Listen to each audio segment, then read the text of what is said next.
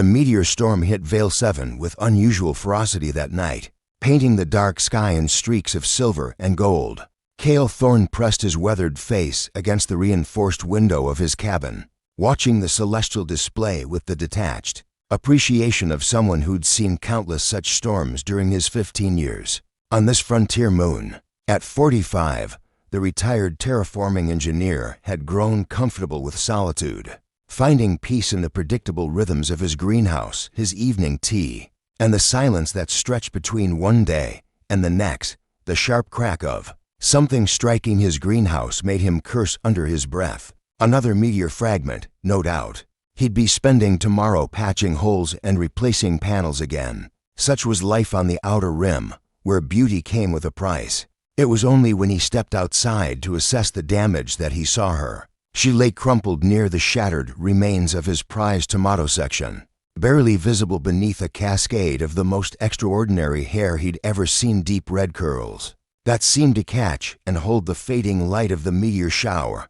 But it was her skin that made him stop breathing for a moment, pale blue, almost luminescent in the strange twilight, with an otherworldly quality that spoke of distant stars and unknown worlds. "Sweet mother of Terra," he whispered, rushing forward despite every instinct screaming caution. She was unconscious but breathing, her chest rising and falling in a rhythm slightly faster than human. Normal, 2 arms, 2 legs, 10 fingers, recognizably humanoid despite her alien features. A gash across her forehead leaked silvery blood, and her simple clothing was torn and singed. Whatever had brought her here, it hadn't been gentle.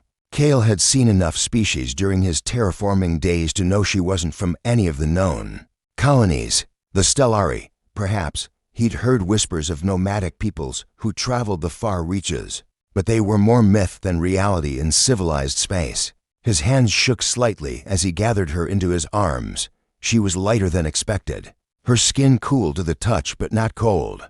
Whatever she was, wherever she came from, she needed help, and he was the only human for 300 kilometers in any direction. Inside the cabin, he laid her gently on his old sofa, then wrapped his heaviest wool blanket around her shivering form. The fire in the hearth had burned low, so he fed it fresh logs until the flames danced high and warm. The kettle was still hot from his own evening tea, so he prepared another cup, adding honey and a splash of the medicinal whiskey he kept for emergencies. As he knelt beside her, wondering if he should try to wake her or let her rest, her eyes fluttered open. They were the color of deep space violet black with flecks of silver, like captured starlight. When she saw him, those remarkable eyes widened, and she tried to sit up, speaking in a melodic language that flowed like water over stones. "Easy," Cale said softly, placing a gentle hand on her shoulder. "You're safe, you're hurt." She studied his face with an intensity that made his heart skip, then looked around the cabin with what seemed like wonder. When he offered the tea, she accepted it with both hands, her fingers briefly touching his. The contact sent an unexpected warmth up his arm. "Cale," he said, pointing to himself. "My name is Cale, Arya," she replied, her voice like music even wrapped around the unfamiliar syllables of his language. She gestured to herself, then smiled, a radiant expression that transformed her already beautiful features into something breathtaking. As the fire crackled and the last meteors faded from the sky, Cale found himself watching this mysterious woman with growing fascination. He had no idea that his simple act of kindness, a blanket, some tea, a warm place to sleep, had just irrevocably changed both their lives. Cale woke to sunlight streaming through windows that shouldn't have been glowing. The familiar amber light of Vale 7's twin suns had been replaced by something softer, more ethereal, a gentle luminescence that seemed to pulse with life itself. He sat up in his bed, immediately noticing the silence. No morning bird calls from his outdoor speakers, no hum from the greenhouse ventilation system. Everything felt different, charged with an energy that made the hair on his arms stand on end. Stepping into his main living area, Cale stopped dead in his tracks. His cabin had been completely transformed overnight. Where once his furniture had sat in practical, efficient arrangements, everything now formed a perfect circle round the fireplace. His sturdy wooden chairs nestled against the sofa like puzzle pieces. cushions and blankets creating flowing, organic shapes, but most remarkably, delicate strands of what looked like spun starlight were woven throughout the space hanging from the ceiling, wrapped around the support beams, creating an intricate web of softly glowing threads. "Arya," he called out, his voice barely above a whisper. She emerged from what had been his kitchen, moving with a fluid grace that made her seem to float rather than walk. Her red curls cascaded around her shoulders, and several strands literally glowed with the same light that now illuminated his home. She wore one of his old shirts, the fabric hanging loose and somehow intimate on her smaller frame. "Bonded warm one," she said in her musical voice, the words clearly translated, but still carrying the rhythm of her native tongue. She approached him with shining eyes, reaching out to touch his chest with both palms. "Our den is beautiful, yes, den." Kel's voice cracked slightly. "Arya, what did you do to my cabin?" Her expression shifted to confusion, then something that looked almost like hurt. She gestured around them with obvious pride. "I prepared our bonding space. The ritual of shared warmth was completed when you offered the sleep comfort and fire drink. Now we make the den together." The words hit him like a meteor fragment to the chest. "Bonding. Arya, I was just helping you. You were hurt. I couldn't leave you outside in the cold." She tilted her head, studying him with those impossible starlight eyes. "You wrapped me in your warmth cloth during the starfall season. You gave me the ceremonial drink by the sacred fire. Among my people, this declares the intention to bond." Her smile was radiant, innocent, and absolutely devastating. "I have accepted your proposal." "Kale, my proposal." He ran his hands through his hair, trying to process what she was telling him. "Arya, I think there's been a misunderstanding. Humans don't. I mean, where I come from, offering help doesn't mean." But as he looked around at the transformed space, at the way the glowing strands from her hair made everything seem alive and magical, at how she stood there in his shirt looking both alien and perfectly right in his home, something deep in his chest began to warm. "Show me," he said quietly. "Show me what this means to your people." Her face lit up like the twin suns breaking the horizon. She took his hand, her skin warm now where it had been cool the night before, and led him to the center of their circular arrangement. There, she had created something like a nest from his softest blankets and pillows, all woven through with more of those luminous strands. When two souls share warmth during the starfall season, they become bonded across all the vast dark between worlds, she explained, settling gracefully onto the improvised bed and drawing him down beside her. "The den becomes sacred space. We're to become one who is two." Kale found himself sitting closer to her than he'd been to another person in years, this close. He could see the delicate patterns in her blue skin, like constellations mapped across her arms and throat. Her hair smelled like ozone and wildflowers, the scent of storm and growing things. "What if I told you I've been alone for 15 years? He asked, his voice rougher than intended. "What if I said I chose solitude?" She reached up to trace his jawline with one finger, the touch sending electricity through his entire body. "Then I would say that perhaps loneliness chose you instead." And now the starfall brings a different path. When she leaned against him, her head finding the hollow of his shoulder as if it had been made to fit there, Kale felt something crack open in his chest, a wall he'd built so carefully, so deliberately, over so many years of silence and self-imposed exile. The glowing strands pulsed gently round them, and for the first time in longer than he could remember, Kale Thorne didn't feel alone. Over the following days, communication between them evolved from gestures and broken phrases into something deeper, a language of touch, shared glances, and growing understanding that transcended words. Arya possessed a remarkable gift for languages, absorbing his speech patterns with startling speed, while Kale found himself learning the flowing melodic tones of Stellari. Through her patient teaching, "Your people travel the stars," he said one evening as they shared dinner in their transformed space. She had insisted on cooking if it could be called that. Her method involved singing to the ingredients, her hair strands glowing brighter as she worked, somehow infusing the simple vegetables from his greenhouse with flavors he'd never imagined possible. "Always moving, always seeking," she confirmed. Curled against his side as they ate, The casual intimacy still startled him. How natural it felt to have her there. How her presence filled spaces in his life he hadn't realized were empty. The Stellari follow the star winds, find the places where worlds are being born. Then why are you here alone? He'd been wondering about this, about how she'd come to be collapsed and injured near his greenhouse. Her luminous hair dimmed slightly. I was fleeing. My bonding season came early, unexpected. The council wanted to choose my mate, an older male, powerful but cold. I could not accept. She looked up at him with those starlight eyes. I stole a scout ship, tried to reach the outer territories where I could live free. The starfall storm damaged my vessel. Kale set down his fork, turning to face her fully. So you were running from an arranged marriage, and crash-landed into what you think is another one. She was quiet for a long moment, her fingers tracing patterns on his chest through his shirt. With the council chosen one, there would be duty but no warmth. Here with you. She pressed her palm flat over his heart. Here there is something different, something that makes my spirit light sing, as if to demonstrate. The strands of her hair began to glow more brightly, pulsing in rhythm with his heartbeat. The phenomenon fascinated and unnerved him in equal measure. Is that normal? He asked, watching the light play across the walls. Only when the bonding is true, she whispered. And then she was kissing him. It started gentle, exploratory too. Beings from different worlds learning the language of desire.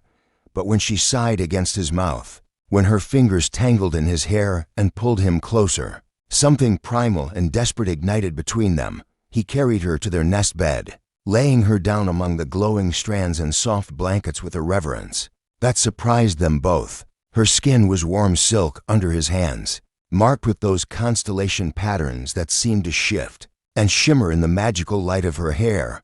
Show me, he whispered against her throat. Show me how your people love. What followed was unlike anything in his experience. She guided his hands to the luminous points along her skin, places where her alien physiology concentrated sensation. When he touched her there, she gasped and arched beneath him, her hair blazing like captured starfire, filling the cabin with light and warmth that seemed to reach into his very soul. In return, she explored him with wonder and curiosity, her touches both innocent and knowing, as if she could read the map of his loneliness in the tension of his muscles, and was determined to ease every ache. They made love slowly, carefully, learning each other's rhythms and responses. When she cried out in that musical language, when her inner light pulsed in waves that matched their joined movements, Kale felt something fundamental shift inside him, walls crumbling, fears dissolving in the face of this impossible, beautiful connection. Afterward, they lay entwined in the afterglow, her hair creating a canopy of soft light above them. She traced lazy circles on his chest, humming a melody that seemed to resonate in his bones. The bonding grows stronger, she murmured contentedly. Can you feel it, Kale mine? How we are becoming something new together. He could feel it, a warmth that had nothing to do with physical heat, a sense of completion he'd never known he was missing, but with it came fear, old and familiar. What happens when your people come looking for you? He asked quietly. She stiffened slightly in his arms. They will not accept this bonding. To them, you are other, alien. They will try to break what we have built. And if they find us? She lifted her head to meet his eyes, and in her expression he saw determination mixed with worry.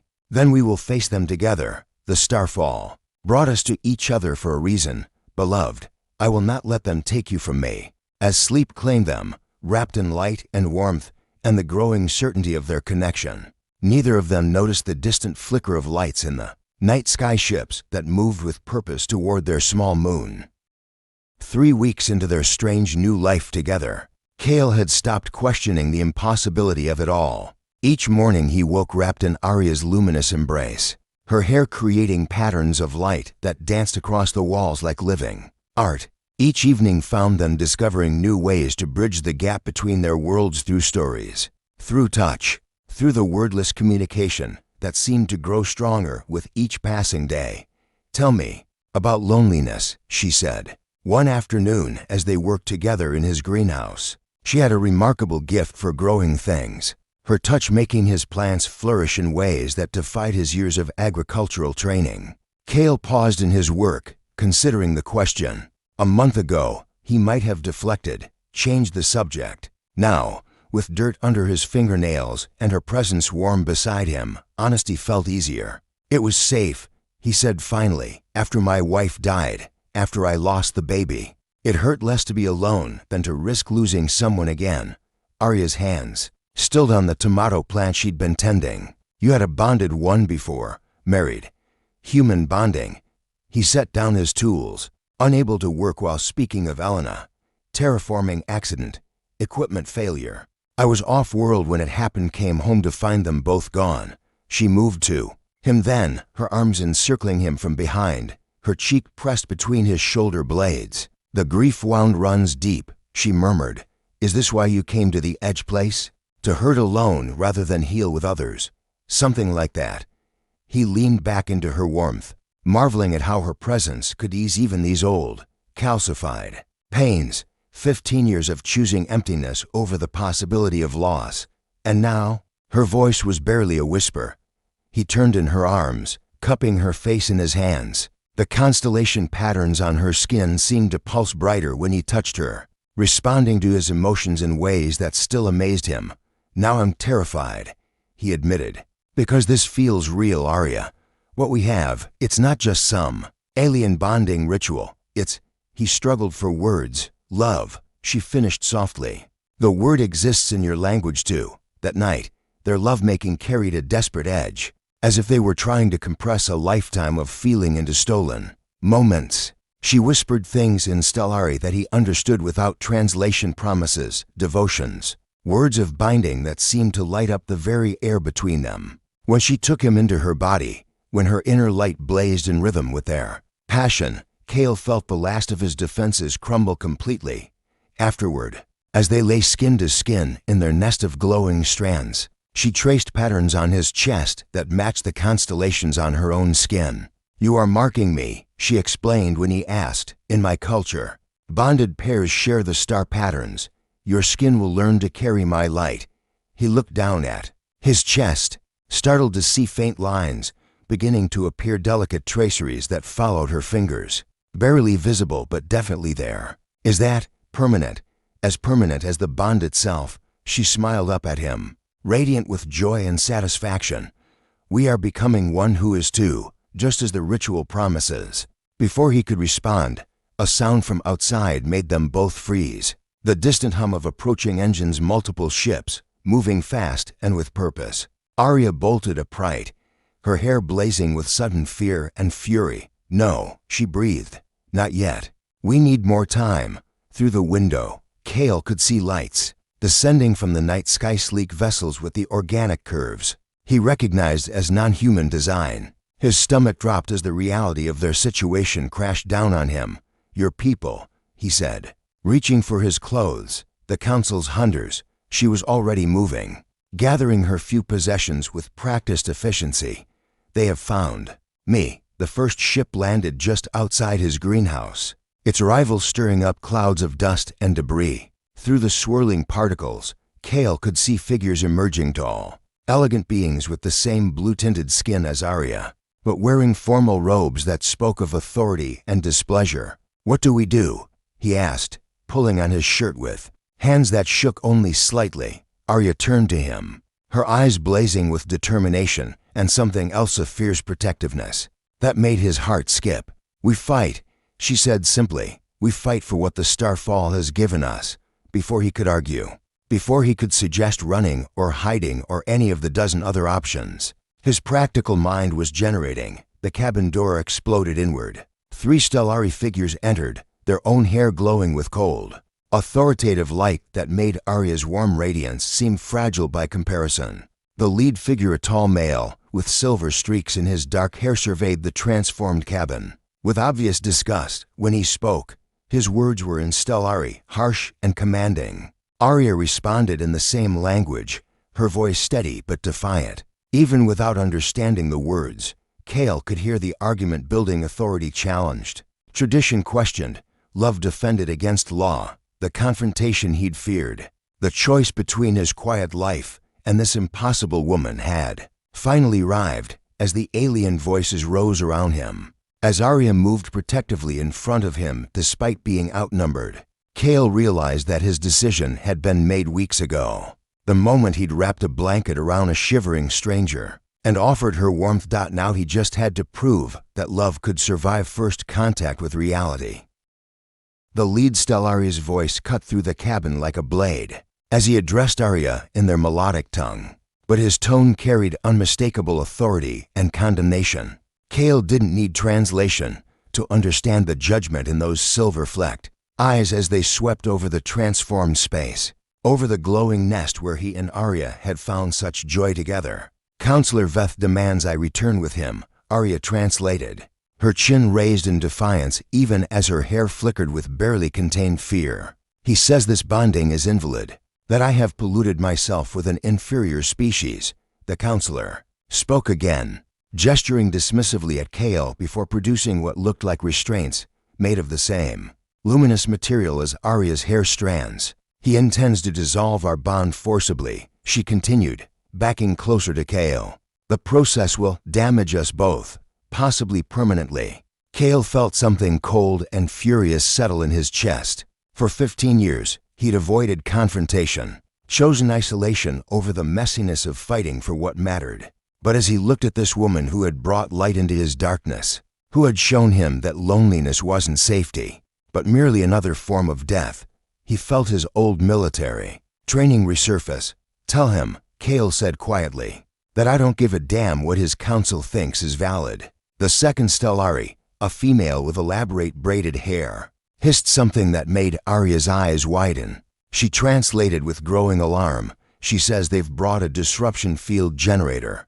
It will sever the psychic bonds between us, but the shock might—" "Stop talking about us like we're not here," Kale interrupted, stepping forward. The three Stellari regarded him with expressions ranging from contempt to curious disdain. But he pressed on. "You want to judge our relationship? Fine, judge this." He moved to Arya's side, taking her hand in his. The moment their skin connected, the patterns on his chest barely visible before blazed to life with the same radiance as her hair. The light spread across his body in flowing lines that perfectly complemented her own constellation markings, creating a joined pattern that pulsed in perfect synchronization. The effect on the Stellari was immediate and dramatic. The female stumbled backward, her own hair dimming in what looked like shock. The counselor's expression shifted from contempt to something approaching awe, then quickly hardened back to disapproval. "The bonding runs deeper than we anticipated," Arya breathed, staring at their joined luminescence.